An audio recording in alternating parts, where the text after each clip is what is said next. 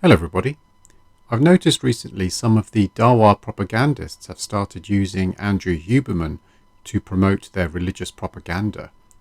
For context, Andrew Huberman is an American neuroscientist and associate professor of neurobiology. In recent YouTube interviews, he has been discussing his faith and belief in God. This has been seized upon by the Dawa propagandists. I will analyse their claims, but let's look first at what Dr. Huberman is saying. When you start to study and understand brain development, as I did, or neuroplasticity, you have to, meaning I don't care if you're an atheist, agnostic, or believer in creator, you have to step back and just go, wow. Yes, we can all agree the brain is a remarkable organ. Now, then, of course, there's this difference among scientists as to who believes in God, who doesn't. I'll just go on record. I'm very comfortable saying it. I believe in God. I do. I think there are many things that science can explain. There are certain things science can't explain. But I'll even go a step further, which is that all the elements of science are entirely compatible with the idea of there being a God. That's true. Science doesn't disprove a God, and a God could still exist. But why insert a God when it's not necessary, and we have better supported theories that do not demand the intervention of a God? There are many atheist scientists. There are agnostic scientists who are just kind of like unsure, right? And, you know, for me, I'm in absolute awe of biology. It's just incredible that we're sitting here having this conversation. It's with language, that there are little sound waves that you're perceiving and understanding. I mean, it's just, and I think the brain represents the apex of incredible in terms of biology. Like the heart is interesting, the immune system is interesting, the liver is interesting, but the brain is unbelievable. Yeah. I mean, think about the number of different ways you can move your body compared to another species. Think about what you did today. Think about what I was attempting to do today, right? Yeah. Spectacular. Think about technology. I mean, we could talk a bit about how well, I'll just say this. Secretly, I've always prayed. But I'll say this, I absolutely pray.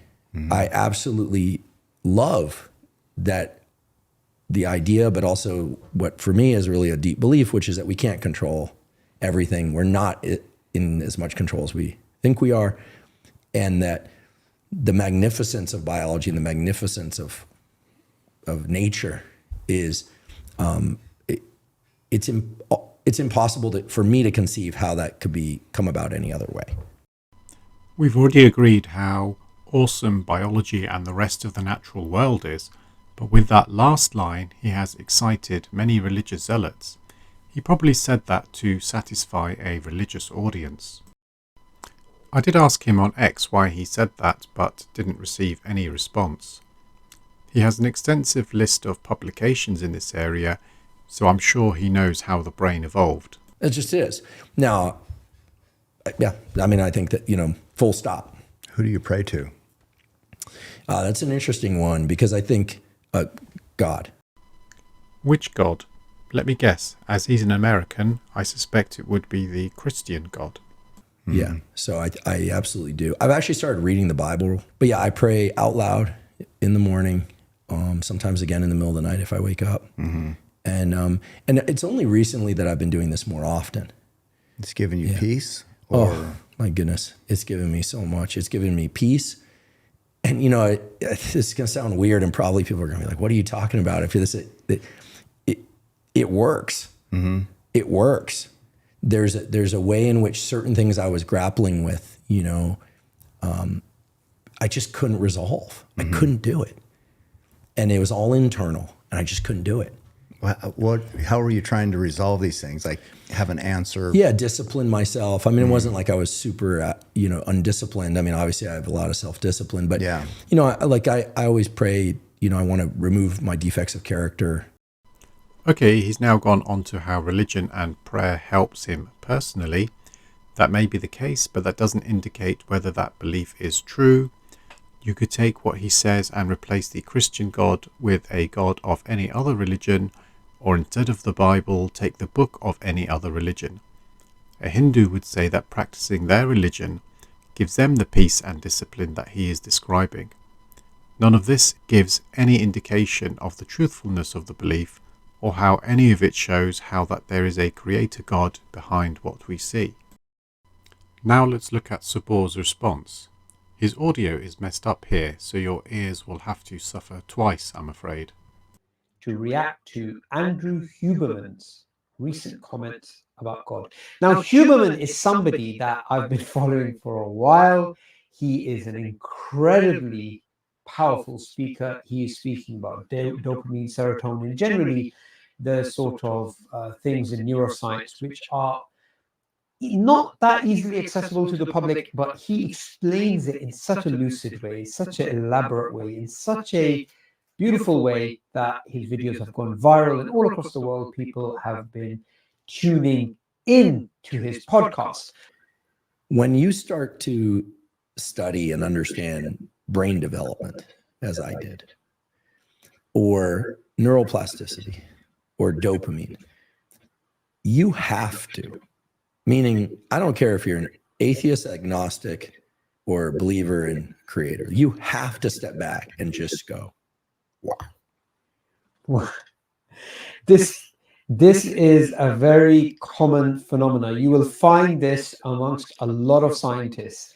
Before they speak about their theological beliefs or their lack of theological beliefs, whatever background they're coming from, whether they're coming from bioinformatics or they're coming from biochemistry, genetics, anatomy, paleontology, whatever it is, the complexity of the human mind, the complexity of anatomy, the complexity of us as a general species is something which is nothing short of stunning, and which is why Huberman says, look, whether you're an atheist, agnostic, whoever you are going to say, wow. Now, what did he point out in particular? He pointed out dopamine, brain development, and neuroplasticity. Now, neuroplasticity, for those of you who don't know, is the ability of the brain to rewire itself to function in a way that didn't function previously. That is one of the most incredible aspects. And I just want to highlight a few things about neuroplasticity. Neuroplasticity, anyone that studied it, anyone that looked at the cases where there's parts of the brain which are damaged and then the brain rewires itself to work again, they will understand that there's a level of foresight, there's a level of planning that you need to have in order to have that plasticity inbuilt within the brain in a way that it is built currently. No, that's just an unsubstantiated assertion. Neuroplasticity can be selected for by natural selection. As long as there is a variation in neuroplasticity traits, then it may be favoured or disfavoured by natural selection, as shown in this article.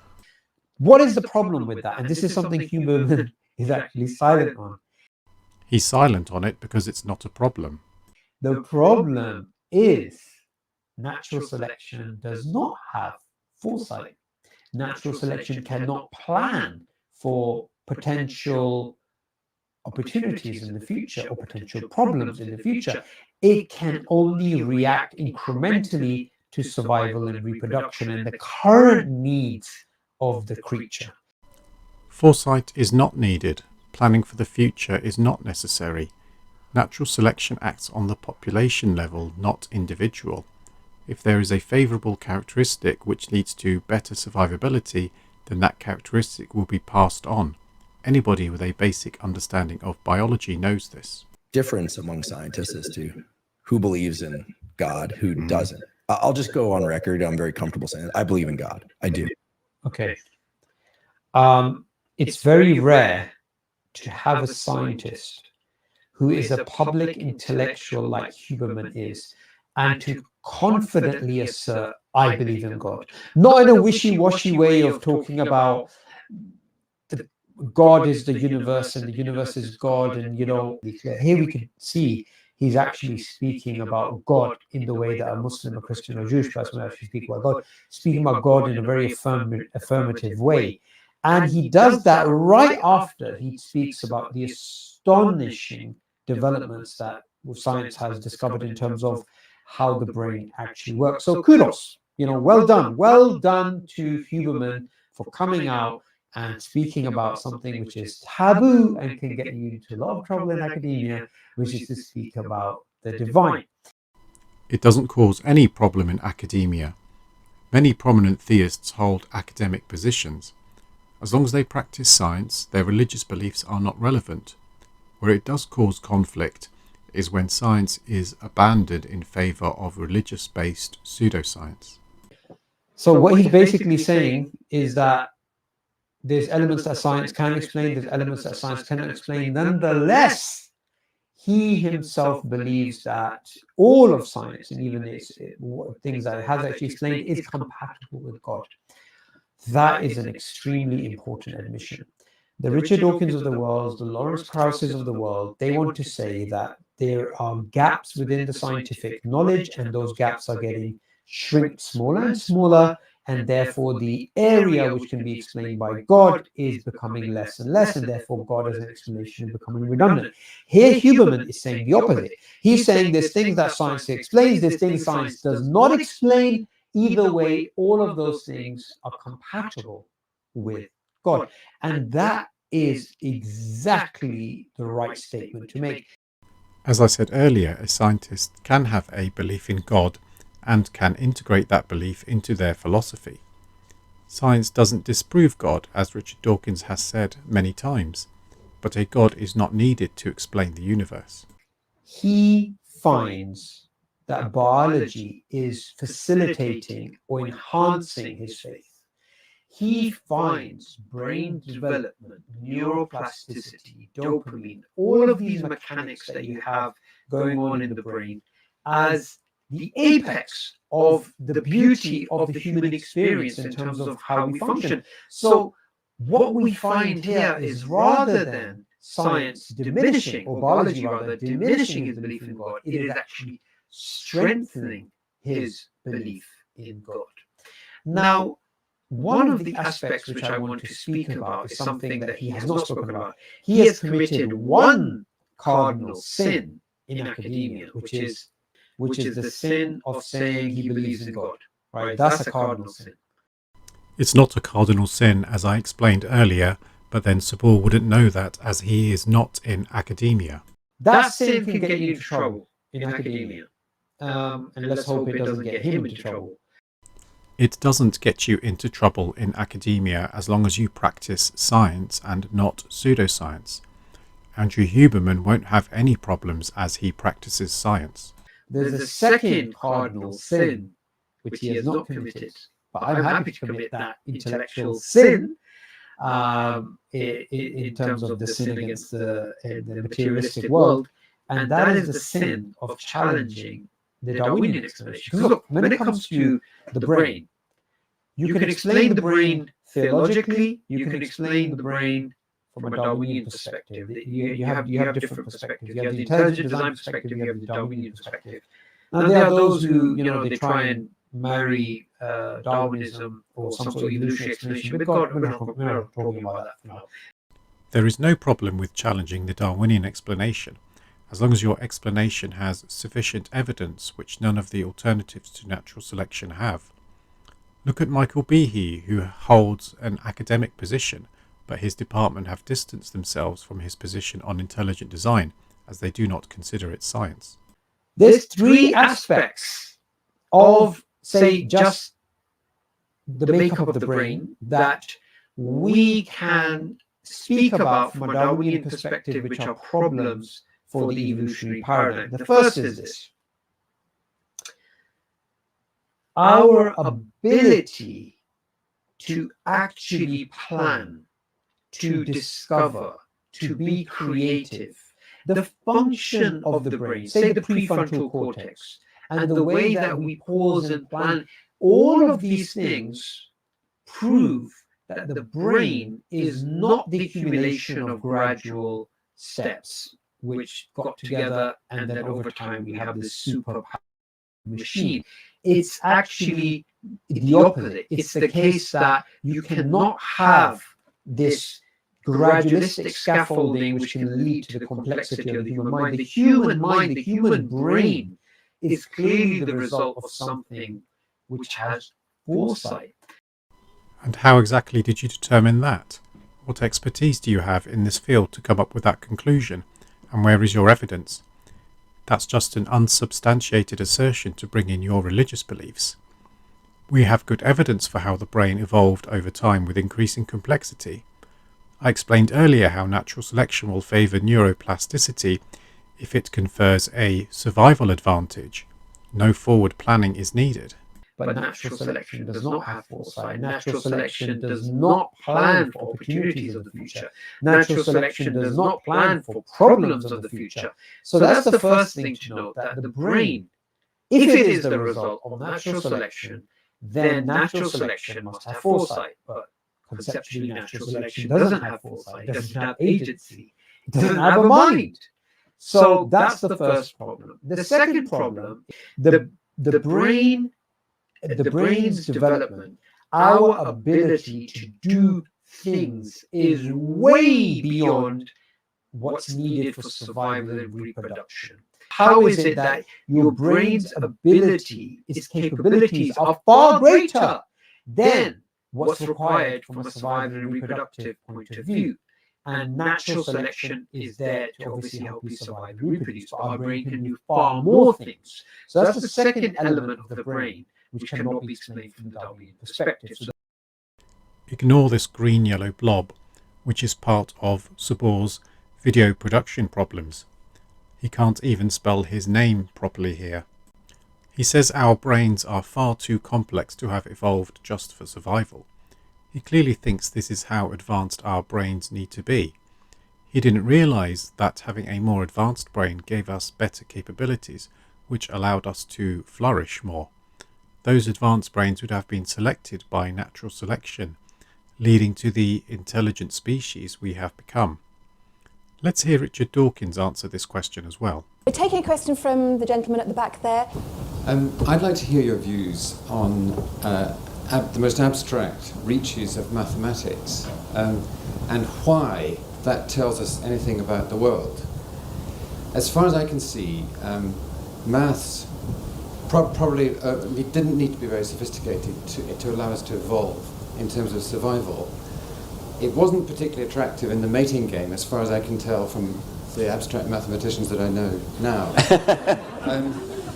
But when Einstein went out into the most extraordinary reaches, which are purely internal in the brain, as far as I can see, the result came back to E equals mc squared, and he split the atom.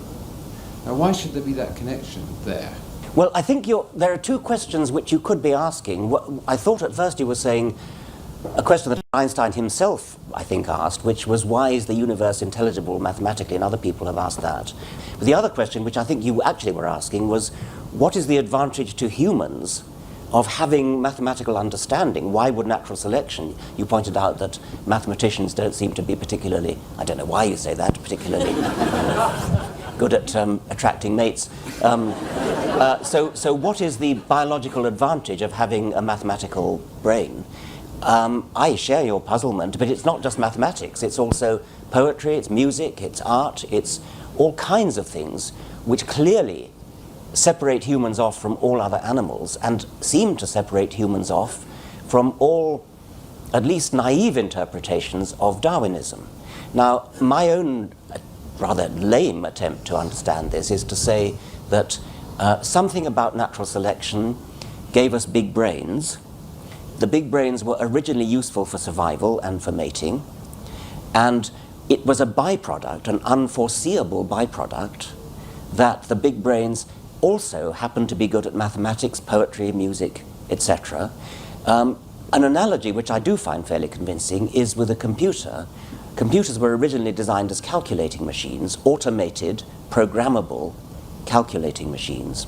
And once you've got an automated, programmable calculating machine, you suddenly find that whether you like it or not, you've also got a word processor, a chess-playing machine, a simulating machine. You've got a versatile machine whose versatility wasn't originally planned, but which was inevitable in the manufacture of a calculating machine. I think the same is true of brains. Once you've got a brain that's become so big, for good survival reasons, once it's gone beyond a certain threshold of size for survival, then automatically it becomes capable of doing formal logic and mathematics and poetry.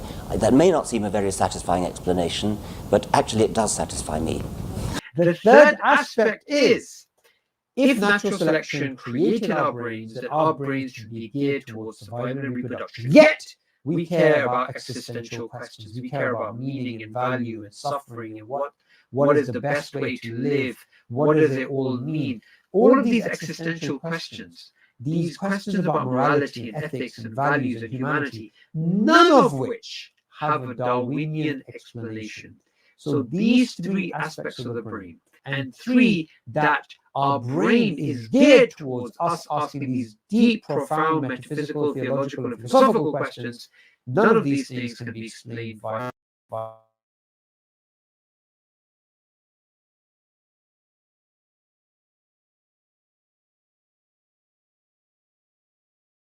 Now let's look at how this was raised on the EFDawah channel.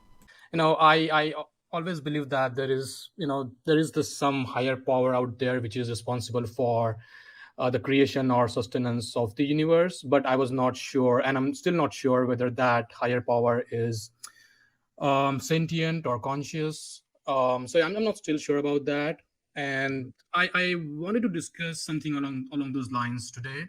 And let's start with your comment that you just made in terms of you're not sure whether it's conscious or not.